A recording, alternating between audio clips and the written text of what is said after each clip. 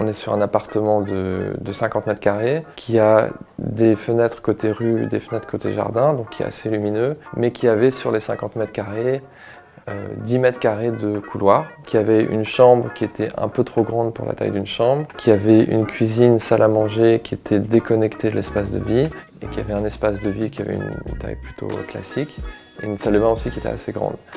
Donc en fait, l'exercice qu'on fait à ce niveau-là, c'est comment passer d'un appartement une chambre à un appartement, ici 3 chambres, en gardant la même surface. Alors Pierre, quand on arrive dans l'appartement, quand on entre, on a quand même un espace assez ouvert. Oui, donc en fait l'idée c'était que la circulation principale de l'appartement qui est ici soit partie intégrante de l'espace de vie.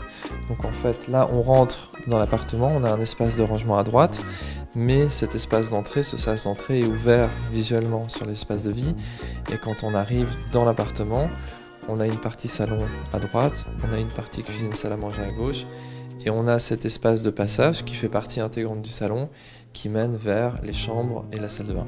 Donc avant ici c'était une grande chambre qui allait jusqu'au fond, et là vous avez fait 2 pièces, donc avec la chambre des parents au fond. Voilà, c'est ça. Donc là, on a la chambre des parents qui est vraiment une toute petite chambre. Il y a juste un espace lit, un espace bureau. Il faut savoir que ces 2 parois-là peuvent se retirer plus tard pour agrandir le salon quand les enfants sont partis. C'est vraiment évolutif. Voilà, exactement. On va aller voir à quoi ça ressemble. Super. Alors cette chambre parentale, elle est vraiment optimisée. Oui, donc l'idée c'est qu'on a vraiment la longueur de la chambre, c'est la taille d'un lit, donc c'est 2 mètres. Et puis après avec un espace d'entrée. Et là aujourd'hui, vu qu'on est en période de post-Covid, c'est devenu un espace bureau, mais ça pourrait être un espace de rangement aussi. Quelle surface fait cette petite pièce ? Environ 4 mètres et demi carrés.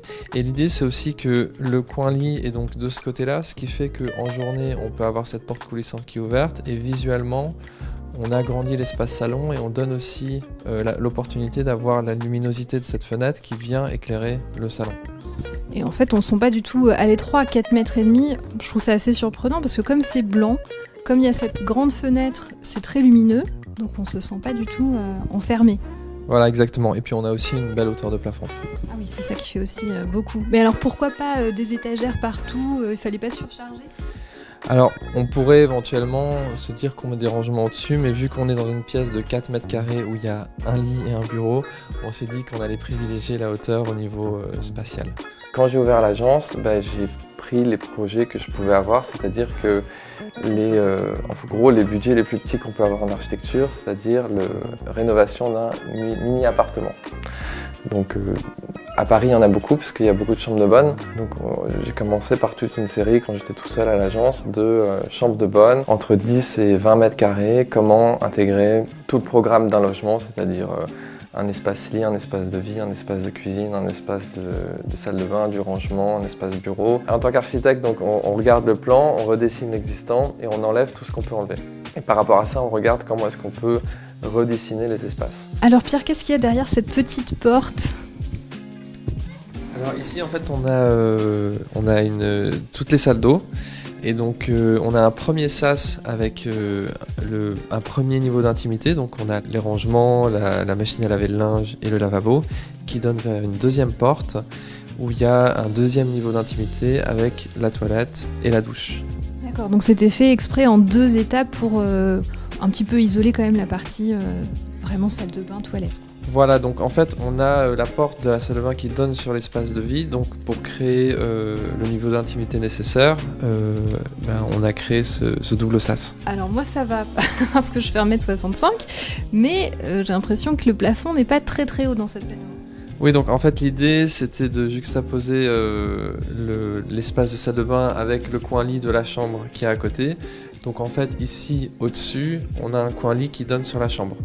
Et donc on s'est dit voilà, un plafond à 2 mètres de hauteur pour la salle de bain c'est suffisant si ça nous permet de gagner 2-3 mètres carrés en plus pour un coin lit. Parfois on a besoin de convaincre le client, mais dans ce cas-ci c'est le client qui poussait pour justement aller dans l'expérimentation, donc en fait on n'avait pas à faire ce travail-là. Et lui-même en fait est venu et s'est mis dans une situation où il devait aller dans l'expérimentation, c'est-à-dire que il a acheté un appart de 50 mètres carrés, sachant qu'ils étaient une famille de 5, et puis après il s'est dit, avec confiance, on va trouver un architecte qui va pouvoir designer quelque chose. Donc là, c'est la chambre des 2 garçons, c'est ça? Voilà, donc ici c'est la chambre des 2 garçons et donc ce qu'on a fait c'est qu'on a une zone de vie à cet endroit-là avec du rangement, du bureau et un espace flexible pour différentes activités. Et donc là on est sur tout un bloc où on a un coin lit qui est au-dessus de la salle de bain ici qui est accessible par cet escalier et on a un autre coin lit juste là en bas qui est en dessous du bureau qui donne sur la cuisine. Donc en fait, ça fait vraiment chacun leur espace nuit et au sol, ils partagent le bureau. Alors, ils ont quel âge? Alors en fait ici, nous quand on fait un projet on s'adapte aux besoins du client. Ici pour le coup c'est 2 frères qui ont 10 ans d'écart mais qui s'entendent super bien et qui avaient envie de partager une chambre. Donc ça a créé cette situation où ils ont chacun leur intimité dans leur coin lit mais ils avaient quand même envie de partager cet espace commun ensemble. Je connais pas exactement le prix d'achat, mais on est aux portes de Paris. Donc en fait, on est plutôt cher, on va dire, par rapport à la moyenne française. Le prix de rénovation, on est vraiment dans quelque chose de tout à fait classique, puisque je pense qu'on a terminé à 1 000 € du mètre carré hors TVA.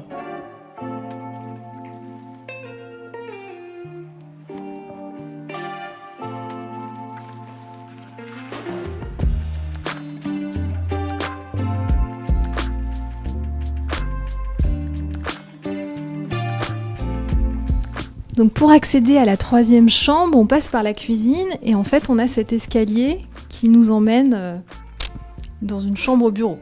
Voilà, donc en fait ici on a cet escalier parce qu'on est au-dessus du lit de la chambre des 2 enfants. Et donc on monte quelques marches.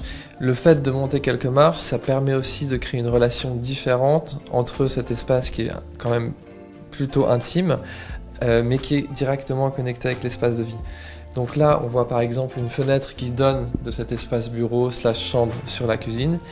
Mais quand on est dans la cuisine, on ne voit pas ce qui se passe dans la chambre parce qu'on est 1 mètre au-dessus du sol de la cuisine. C'est un petit cocon un peu isolé. Alors on va aller voir à quoi ça ressemble. Ouais. Donc là, on est, comme je disais, un peu dans un espace cocon. Quelle surface fait cette pièce? Alors en fait elle fait 2 mètres de long ici et à peu près 1 mètre 40 de large, donc c'est la taille d'un lit. L'idée c'est qu'on puisse mettre un futon par terre ici quand on a des invités ou quand le 3e enfant qui aujourd'hui est déjà parti de la maison rentre pour dormir ponctuellement ici.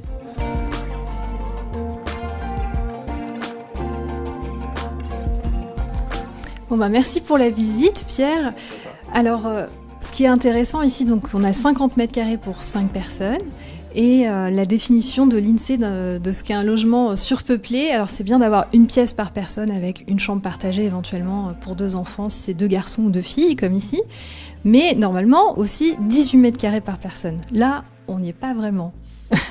Alors qu'est-ce que tu en penses? Est-ce que c'est trop petit finalement? Est-ce que 18 mètres carrés par personne, c'est un peu trop ambitieux pour Paris? C'est plutôt une question d'accessibilité au logement, c'est-à-dire que c'est super d'avoir 18 mètres carrés par personne, cependant ce n'est pas accessible financièrement pour pas mal de gens. Donc en fait, nous ce qu'on fait, c'est qu'à travers l'outil de l'architecture, on trouve des solutions pour que, malgré le fait que ce soit plus petit, ce soit quand même agréable. Merci beaucoup Pierre pour la visite et puis pour toutes ces bonnes idées. J'espère que ça vous a inspiré peut-être pour chez vous des nouveaux aménagements. Dites-nous en commentaire si vous allez changer des choses chez vous après avoir vu cette vidéo. N'hésitez pas à liker cette vidéo, à vous abonner à notre chaîne YouTube et je vous dis à bientôt sur 18h39.